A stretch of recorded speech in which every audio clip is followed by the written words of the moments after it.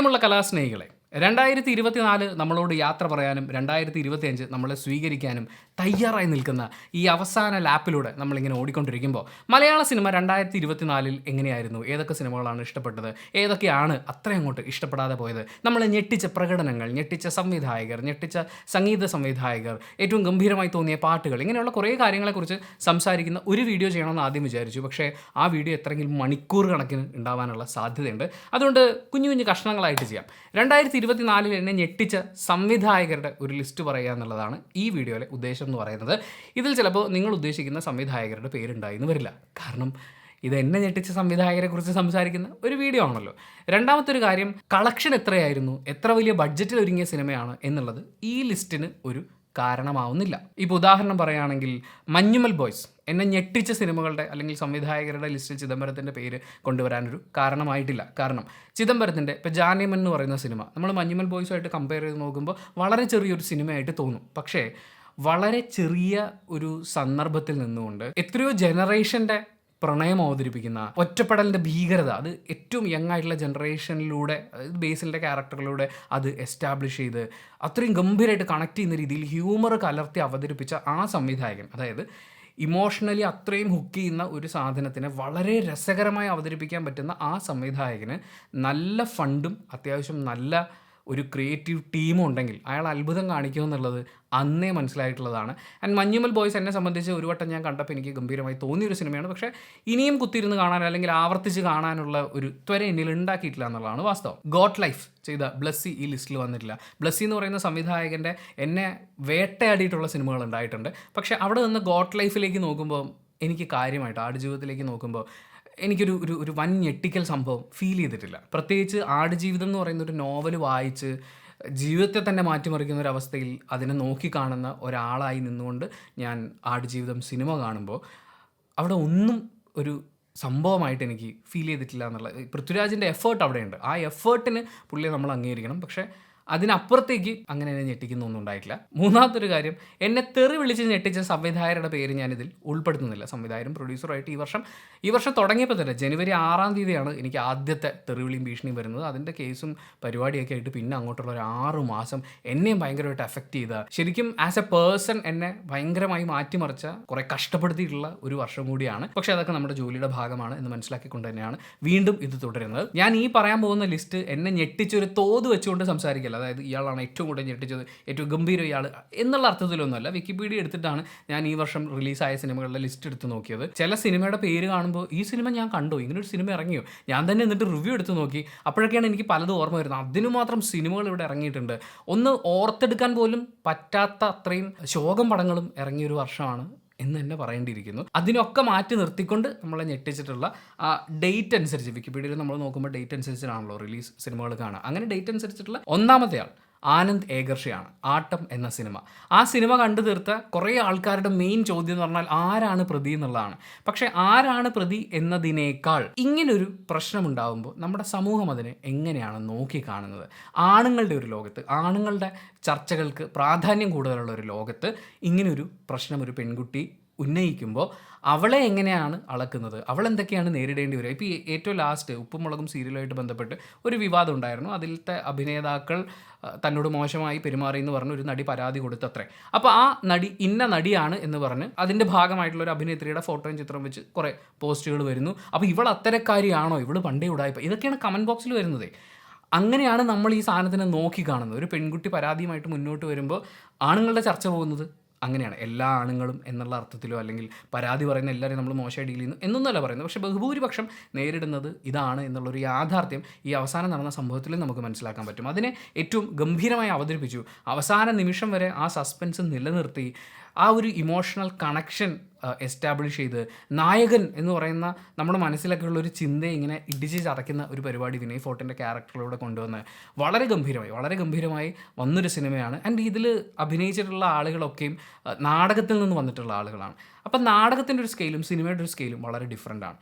അവരെ ഇതിന് പ്രിപ്പയർ ചെയ്ത് ഏറ്റവും ഗംഭീരമായി അവരെ സ്ക്രീനിലേക്ക് കൊണ്ടുവന്നു എന്നുള്ളത് ഞാൻ ഈ വീഡിയോയിൽ ഉടനീളം പറയാൻ സാധ്യതയുള്ള ഒരു സെൻറ്റൻസ് എന്ന് പറയുന്നത്, കാശുണ്ടെങ്കിൽ നിങ്ങൾക്ക് പെർഫോമേഴ്സിനെ ഹയർ ചെയ്യാൻ പറ്റും, പക്ഷേ പെർഫോമൻസ് കിട്ടണമെന്നില്ല.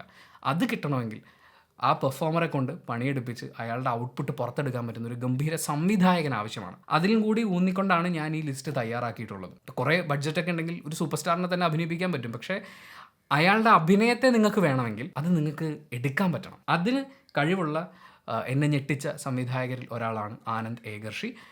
വളരെ ഗംഭീരമായി ആ സിനിമ പറഞ്ഞു. ഇനി അങ്ങോട്ടും ഈ ലിസ്റ്റിൽ നമ്മൾ ശ്രദ്ധിച്ചു കഴിഞ്ഞാൽ ഞാൻ ഈ എന്നെ ഞെട്ടിച്ച സംവിധായകർ എന്ന് പറയുമ്പോൾ അവരൊക്കെ തന്നെയാണ് ഈ സിനിമയുടെ എഴുത്തിലും ഉണ്ടായിരുന്നതെന്നുള്ള ഒരു കോമൺ ഫാക്ടറും കൂടിയുണ്ട്. 1-2 പേരാണ് അതിൽ നിന്ന് വിഭിന്നമായിട്ടുള്ളത്. അവനവൻ തന്നെ എഴുതുമ്പോഴേ അതിനെ വിഷ്വലൈസ് ചെയ്യുന്നതിലും ഒക്കെ കുറേ കൂടി ഒരു ക്ലാരിറ്റി വരുമെന്ന് തോന്നുന്നു. അത് സിനിമയെ കൂടുതൽ ഗംഭീരമാക്കുമെന്നും തോന്നുന്നു. ആനന്ദ് ഏകർഷി തന്നെയാണ് ആട്ടം സിനിമയുടെ സ്ക്രിപ്റ്റിലും വർക്ക് ചെയ്തിരിക്കുന്നത്. രണ്ടാമത്തെ ആൾ ഭ്രമയുഗം സംവിധാനം ചെയ്ത രാഹുൽ സദാശിവനാണ്. അദ്ദേഹം തന്നെയാണ് ഇതിൽ തിരക്കഥ ഒരുക്കിയിട്ടുള്ളത്.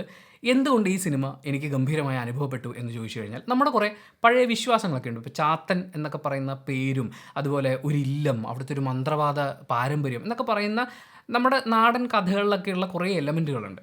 ഇതിനെ വളരെ വിശ്വസനീയമായി അവതരിപ്പിച്ചു. അതായത് ഒരുപാട് മറ്റേ സ്പെഷ്യൽ ഇഫക്റ്റ് കൊണ്ടുവന്ന് ഇറക്കാതെ ഇതിനെ വളരെ വിശ്വസനീയമായി വളരെ ഗംഭീരമായി അവതരിപ്പിച്ചു എന്നുള്ളത് ഒരു ഘടകം. ബ്ലാക്ക് ആൻഡ് വൈറ്റിൽ ഈ സിനിമ റിലീസ് ചെയ്യാൻ കാണിച്ച ധൈര്യം, ആ ധൈര്യം എന്ന് പറയുന്നത് അയാളുടെ കൺവിക്ഷനാണ്, അയാളുടെ ഉറപ്പാണ്. ഇതിങ്ങനെയാണ് പറയേണ്ടത്, ഈ കഥ ഇങ്ങനെയാണ് ഏറ്റവും എഫക്റ്റീവായി നമുക്ക് പറയാൻ പറ്റുക. അത് ശരിയായിരുന്നു എന്നും അയാൾ ആ സിനിമയിലൂടെ തെളിയിക്കുന്നുണ്ട്. ആൻഡ് ഇതിനകത്ത് അർജുൻ അശോകനെ കാണാം, സിദ്ധാർത്ഥ് ഭരതനെ കാണാം, മമ്മൂട്ടിയെ കാണാം. ഇവരിൽ ആരാണ് ഏറ്റവും മികച്ച പെർഫോമർ എന്ന് ചോദിച്ചു കഴിഞ്ഞാൽ അത് മമ്മൂക്കയാണെന്ന് നിസ്സംശയം ഞാനും പറയും. അദ്ദേഹത്തിൻ്റെ പെർഫോമൻസിനോട് മാച്ച് ചെയ്യാൻ പറ്റൂല. പക്ഷേ ഈ സിനിമയിൽ ഇവരുടെ ആരുടെ പെർഫോമൻസിനാണ് മുൻതൂക്കം എന്ന് ചോദിച്ചു കഴിഞ്ഞാൽ എല്ലാവരും ഗംഭീരമായിട്ട് ചെയ്തു എന്ന് ഞാൻ പറയും. കാരണം അവരെല്ലാവരെയും കൃത്യമായിട്ടുള്ള സ്കെയിലിൽ ഉപയോഗിക്കാൻ ആ സംവിധായകന് കഴിഞ്ഞു എന്നുള്ളതാണ്. വളരെ വിശ്വസനീയമാവുന്ന രീതിയിൽ അത് കാണുമ്പോൾ ഉണ്ടാവേണ്ട ഭയത്തെ ഒക്കെ നമ്മളുടെ ഉള്ളിൽ ക്രിയേറ്റ് ചെയ്യുകയും എന്നാൽ അതിനും അപ്പുറത്തുള്ളൊരു ചിന്ത നമ്മുടെ ഉള്ളിൽ ഉണ്ടാക്കുന്നത്. അതായത് ആ സിനിമയിൽ ഇന്ന ക്യാരക്ടേഴ്സും ഇന്ന സിറ്റുവേഷൻസും ഇതിനെയൊക്കെയാണ് സൂചിപ്പിക്കുന്നത്, ഇതിങ്ങനെയൊക്കെയാണ് എന്നുള്ള ആ ഒരു വായനയുണ്ടല്ലോ, അതിവായന എന്നോ അല്ലെങ്കിൽ വരികൾക്കിടയിലൂടെ വായിക്കാനോ ഒക്കെ നമ്മളെ പ്രിപ്പയർ ചെയ്യുന്ന തരത്തിൽ വളരെ ഗംഭീരമായി ആ സിനിമയെ അവതരിപ്പിച്ചു എന്നുള്ളത് ഇവരൊക്കെ നന്നായി ഉപയോഗിച്ചു. ആ സിറ്റുവേഷനെ, ആ കാലത്തിനെ ഒക്കെ കൃത്യമായി അയാൾക്ക് മാർക്ക് ചെയ്യാൻ പറ്റി എന്നുള്ളത് കൊണ്ട് നമ്മൾ ബ്ലാക്ക് ആൻഡ് വൈറ്റിലൊരു പടം വരുന്നു, സംഭവമൊക്കെ ശരി, അതിപ്പോൾ ബ്ലാക്ക് ആൻഡ് വൈറ്റ് ആയിട്ട് ചെയ്യാമല്ലോ. പക്ഷേ അതിൻ്റെ നീഡിനെ ജസ്റ്റിഫൈ ചെയ്യുക, അതിൻ്റെ ഔട്ട്പുട്ട് അത്രയും ഗംഭീരമാക്കി കൊണ്ടുവരാമെന്ന് പറഞ്ഞാൽ അതൊരു വൻ റിസ്ക് ആയിരുന്നു. അത് ഏറ്റെടുത്ത് അയാൾ വിജയിപ്പിച്ചു, അയാൾ എന്നെ ഞെട്ടിച്ചു. മൂന്നാമത്തെ ആൾ, ഈ സിനിമ ഞാൻ അണ്ടർ റേറ്റഡ് മൂവീസ് ഓഫ് 2024 എന്ന് പറഞ്ഞാൽ അക്കൂട്ടത്തിൽ പെടുത്താൻ സാധ്യതയുള്ള സിനിമ തന്നെയാണ്.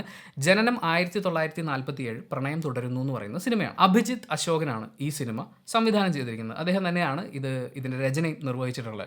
ആ സിനിമയുടെ ഒരു പ്രത്യേകത എന്ന് പറഞ്ഞു കഴിഞ്ഞാൽ വളരെ പ്രായമായിട്ടുള്ള ആൾക്കാർ അവരുടെ വാർദ്ധക്യത്തിൻ്റെ ഒരു എൻഡ് പോയിന്റ് അല്ലെങ്കിൽ മരണത്തിലേക്ക് വളരെ അടുത്ത് നിൽക്കുന്ന ഒരു സ്റ്റേജിലുള്ള 2 പേർ തമ്മിൽ ഒരു പ്രണയം അത് വളരെ ഗ്രാജുവലായിട്ട് ഉണ്ടായി വരികയാണ്. കുറേ മ്യൂസിക്കും പരിപാടിയൊക്കെ ഇട്ട് അല്ലെങ്കിൽ കുറച്ച് ഈ പ്രാവ് പറത്തലും അങ്ങനത്തെ കുറേ സിനിമാറ്റിക് പരിപാടികളിൽ നിന്നൊക്കെ മാറിയിട്ട് ഇവർക്ക് 2 പേർക്ക് ഒരു തുണയുടെ ആവശ്യമുണ്ട് എന്ന് പറയുന്നൊരു റിയലൈസേഷനും അതിനോടൊപ്പം മറ്റേ ആളോടുള്ള ഒരു സ്നേഹവും ഇതിങ്ങനെ ഡെവലപ്പ് ചെയ്ത് വരുന്നത് വളരെ കൺവിൻസിംഗ് ആയി അവതരിപ്പിച്ച് വളരെ ഗംഭീരമായിട്ട് തന്നെ ഇതിലത്തെ ഓരോ നിമിഷങ്ങളും ഈ ഇമോഷൻസും ഇവരുടെയൊക്കെ പാസ്റ്റ് ലൈഫിനെ ഇവർ അങ്ങോട്ടും ഇങ്ങോട്ടും അംഗീകരിക്കുന്നതും ഒരു പാർട്ട്ണർ ഉണ്ടാവുക എന്ന് പറയുന്നതിൻ്റെ ഒരു ബ്യൂട്ടിയും ഒക്കെ ഇയാൾ ചെയ്തു എന്നുള്ളതാണ്. അഭിജിത്ത് അശോകൻ എനിക്ക് തോന്നുന്നു അത്ര പ്രായമുള്ള ഒരാളൊന്നുമല്ല. ഇപ്പോൾ MT സംവിധാനം ചെയ്തിട്ടുള്ള ചെറുപുഞ്ചിരി എന്ന് പറയുന്ന ഒരു സിനിമയുണ്ട്. ആ സിനിമയായിട്ടാണ് ഞാൻ കുറച്ചും കൂടി ഈ സിനിമയെ ചേർത്ത് വെക്കാൻ, എന്ന് വെച്ചാൽ MT-യുമായിട്ട് കമ്പയർ ചെയ്യാനൊന്നും അല്ല കേട്ടോ. ചെറുപുഞ്ചിരി ചെയ്യുന്ന MT-ക്ക് അദ്ദേഹത്തെക്കാൾ ഇത്ര പ്രായക്കൂടുതലുള്ള ആൾക്കാരെ റീഡ് ചെയ്യാൻ പറ്റുമായിരുന്നു. ഇവിടെയും അഭിജിത്ത് അശോകൻ്റെ പ്രായം വെച്ച് നോക്കുമ്പോൾ അയാൾ മുന്നിൽ കാണുന്ന അയാൾ എഴുതി ഉണ്ടാക്കിയിട്ടുള്ള നായകനും നായികയും അത്രമേൽ പ്രായം ചെന്നിട്ടുള്ള ആളുകളാണ്. അവരെ ഇയാൾക്ക് ഉൾക്കൊള്ളാൻ പറ്റുന്നുണ്ടല്ലോ. അവിടെ നിന്നുകൊണ്ട് ഇതിങ്ങനെ എഴുതി ഉണ്ടാക്കുക എന്ന് പറയുന്നത് അത് അടിപൊളിയാണ്. അഭിനേതാക്കളെ അദ്ദേഹം പുറത്തു കൊണ്ടുവന്നിരിക്കുന്ന രീതി, ജയരാജൻ കോഴിക്കോട്, ലീല സാംസൺ, വേറെയും ഒരുപാട് ആർട്ടിസ്റ്റുകളുണ്ട്. അപ്പോൾ ഇവരുടെയൊക്കെ പെർഫോമൻസിനെ അയാൾ ഉപയോഗിച്ചിരിക്കുന്ന, ഞാൻ നേരത്തെ പറഞ്ഞത് വീണ്ടും പറയുകയാണ്, പെർഫോമറെ നിങ്ങൾക്ക് കാശ് കൊടുത്ത് വാങ്ങിക്കാം, പക്ഷേ പെർഫോമൻസുകൾ അങ്ങനെയല്ല. അത് പിഴിഞ്ഞെടുക്കണമെങ്കിൽ നിങ്ങൾക്ക് അതിനുള്ള കഴിവാണ്. നാലാമത്തെ ആൾ, അത് ആവേശം ചെയ്തിട്ടുള്ള ജിത്തു മാധവനാണ്. അദ്ദേഹം തന്നെയാണ് ഇതിൻ്റെ തിരക്കഥ എഴുതിയിരിക്കുന്നത്. ഫഹദ് ഫാസിലിനെ അവർ റീലോഞ്ച് ചെയ്യുന്നു എന്നുള്ള രീതിയിലാണ് സിനിമ വന്നത്. വളരെ പുതുമുഖങ്ങളായ അഭിനേതാക്കളും അവർക്കൊപ്പം ഫഹദ് ഫാസിലിനെയും കൂടി നിർത്തിക്കൊണ്ട് ഇങ്ങനൊരു സിനിമ വരുന്നു. ആ സിനിമ എനിക്ക് കൂടുതൽ പ്രിയപ്പെട്ടതാവുന്നത് അതിലുള്ള ഇമോഷണൽ കണക്റ്റാണ്. നമുക്കൊരു ബോണ്ടിങ് ഫീൽ ചെയ്യും. അതിലെ കഥാപാത്രം, അയാൾ ചെയ്തിട്ടുള്ള കാര്യങ്ങൾ, അയാൾ ശരിക്കും അങ്ങനെയൊന്നും ആവേണ്ടവനായിരുന്നില്ല എന്നൊക്കെ പറയുന്ന കുറച്ച് എലമെൻറ്റുകളൊക്കെ ഉണ്ട്. അതിന് വേണമെങ്കിൽ ക്രിമിനലിനെ ജസ്റ്റിഫൈ ചെയ്യാൻ വേണ്ടി കാണിച്ച കാര്യങ്ങളൊക്കെ നമുക്ക് വേണമെങ്കിൽ പറയാം.